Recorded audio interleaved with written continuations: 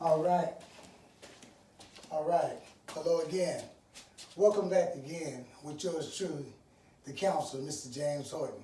Welcome back to another lesson, another blessing with your domestic violence teacher, consulting counselor. All right. Starting this off, new material, and I constantly continue to work. I want to invite you all to my channel, Domestic Violence with the Counselor, on YouTube. Domestic Violence with the Counselor, Mr. James Horton. Put everything in there, Domestic Violence with the Counselor, Mr. James Horton on YouTube. I'll just welcome you into a host of a lot of things, a lot of helpful things that will just educate you and brighten your world up and just keep pushing you forward, all right? So today's lesson is going to be a paper called, it's going to be called The Domestic Reality. Our domestic reality is what it's called. It's called our domestic reality. It says the definition of reality is the world or the state of things as they actually are or exist, as opposed to someone else's idealistic notional idea of them. Our domestic reality is not what some people think or feel, and our domestic reality may or may not be your reality or truth. Domestic reality is and will always be one's own self-reality. Domestic reality is a choice to accept the realities of living, the reality you're living in, a choice to accept the realities that other people give you, and a choice to change your own reality, right? You have a choice in this thing, you know. I mean, some of us sit and was born in certain situations, certain reality kind of families, and things were not always as they could have been, and we wish they could have been. And you know, it can be counting you out from the very beginning. It could be like some caste system or some class system that just says if you were born poor, you have to stay poor. But that don't have to be your reality, is what I'm trying to convey to you and relate to you. All right? So, it says, ask yourself questions. Number one, domestic reality. Are you known to allow your parents' use and abuse of drugs and alcohol to become your reality by continuing the family cycle of also using and abusing alcohol and drugs? Are you known to accept that and continue that cycle on? You know, you have a reality not to get up out of there. You know, also, like I've told you all before, my father was addicted to drugs, was addicted to the same drugs I became addicted to. I mean, funny as it seemed. And, you know, I went on that, but then I made a decision. You know, I got a birthday coming up, you know, on the 6th of this month. You know, a birthday coming up where I'll be making 16 years clean and sober, or whatever you may call it. I haven't used any drugs for 16 years, y'all. You know, and, you know, hey, you know, that deserves a round of applause, you know. So I'm going to clap for myself if no one else does, right? I thank God, right? And thank myself, too, for participating in that particular realm. All right, number two, domestic reality. When it comes to talking about or listening to anything relating to the conversation of domestic violence, are you known to have a problem listening because of your own history of being the domestic abuser, right? Again, domestic reality. When it comes to talking about or listening to anything relating to the conversation of domestic violence, are you known to have a problem listening because of your own history of being the domestic abuser? I mean, I've been spitting this thing, you guys, I've been doing this thing for, you know, coming up on 21 years. And I talk to people I've been knowing for many years. I talk to people I've been knowing for a short time. And a lot of guys, I would say, you know, I'm not trying to knock the brothers, but a lot of us, you know, because we have our own secrets. But I say, as I've learned in some of the rooms, is that secrets die in the light of exposure. So a lot of times we cringe because who we are when nobody's watching. We cringe up and we don't really want to discuss that. But how do you get better if you don't talk about it? You got to talk about it. You got to get that garbage out. So don't hate, try to congratulate and try to dig in there, because I'm not here to blame or point fingers at you. I'm not here to do that. I'm here to help you. All right?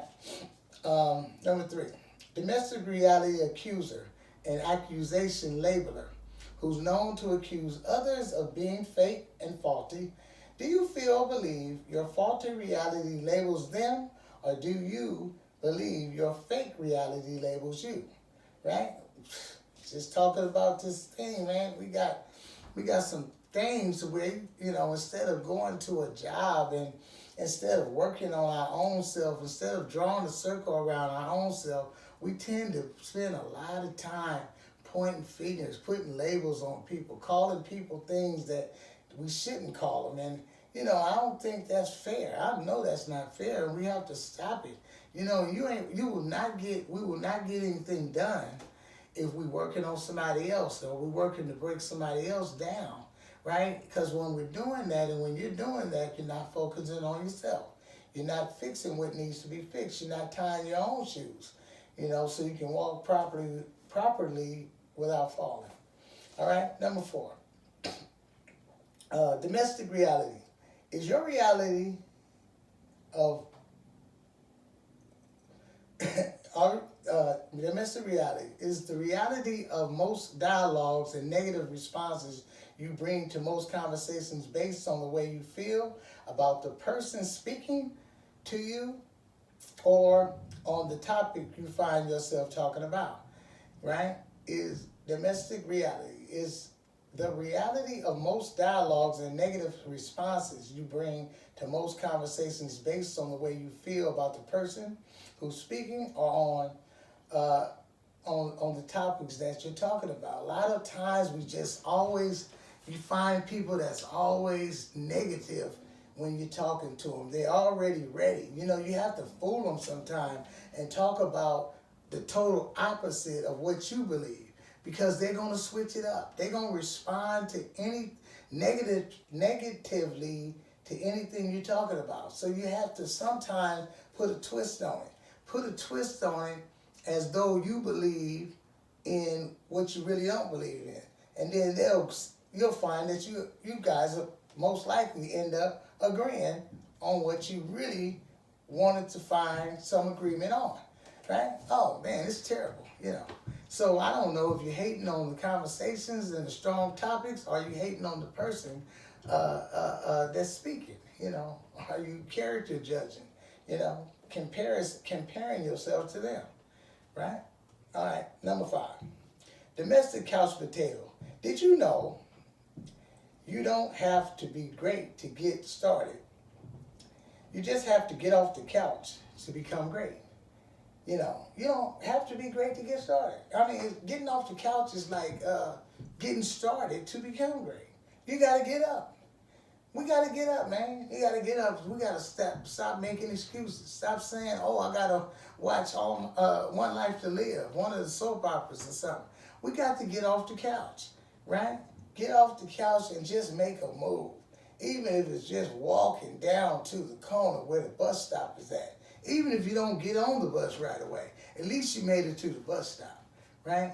And you don't have to be great to get started. You just have to get off the couch to become great, right? Number 6, domestic reality change. When it comes to making yourself over and becoming different, are you ready and willing to change one thing, or are you ready to change everything, right? Some people say, like even in my situation, and I first started looking for support groups to strengthen me and make me stronger and keep me from being all into my head of destruction, right? I needed some help. I needed to be a part of a group with some strength, and they was like, they told me when I walked in the room, they said, all you got to do is change one thing. I said, what is that? What is that one thing? They say everything.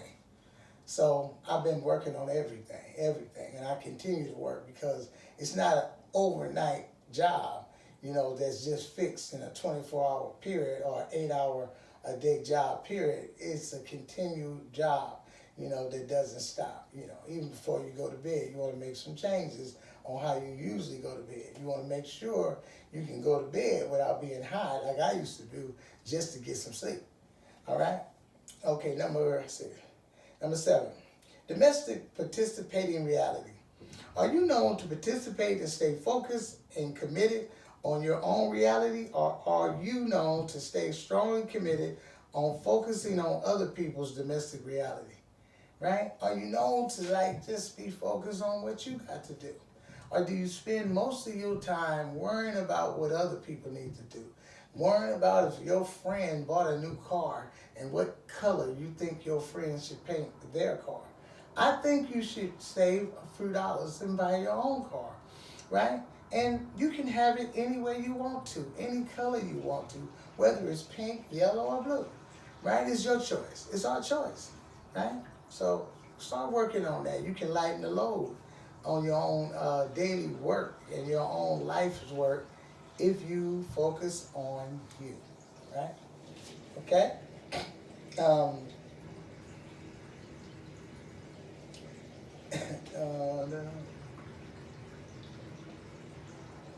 Number 8, domestic reality. When it comes to being dependent or independent in most relationships, do you confuse your own reality when you say and believe you're being independent when you are really being a dependent, right? What I mean by that, it reminds me of even my own journey, but thank God my journey was a long time ago, and I've kind of awakened myself to some realities. Many times we are staying in our parents' home, mostly our mother's home, and we tend to say, I don't need you. I don't need you, mama. I don't need nobody here. I'm taking care of myself. I'm grown is one of the things that many younger people and even some older people that still behaving like younger people, we say when we're living in someone else's home, I don't need you. I'm taking care of myself. But when you're taking care of yourself, one of the things you want to do, especially if you're grown, is have your own key to your own place. One of the things you want to hopefully be able to do, if possible, is to have your name on the lease, on the house note of the house or the place that you're residing in. And instead of bullying somebody that's paying the bills, right? It really is not making sense when I say I am independent when I'm dependent on someone else to have a roof over my head. So those are some of the things we want to do to find out the realities of where we're really at, instead of saying where we're really at or thinking we're really somewhere that we're not. All right? Number 9, we're going to close this out. Domestic reality. With all the answers, domestic reality with all the answers.